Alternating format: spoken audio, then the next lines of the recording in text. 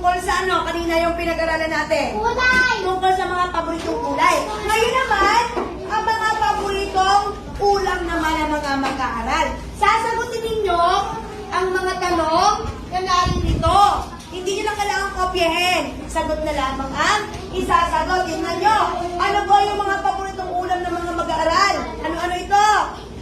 Itlog, pritong manok, isda, gulay, at hotdog. So, sasagutin nyo ang tanong. Tanong number 1. Basahin na natin ang number 1. Tungkol saan ang pictograph? Sagot na lang ilalagay ha. Tungkol saan daw ang pictograph? Tingnan nyo ang pamagat ng pictograph. Number 2. Basahin nyo natin. Ano? Uy, may nagbabasa. Anong ulam ang may pinakamaraming mga paborito? Anong ulam?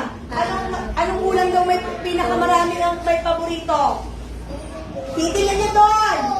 Okay. At ang pangatlo, anong ulam ang may pinakakaunti naman ang paborito? May paborito. At pang-apat, ilan lahat ang mga mag-aaral? Ilan daw lahat yung mag-aaral na yan? Nakuha nyo? Tingnan nyo na, sagot na lang ilalagay ha.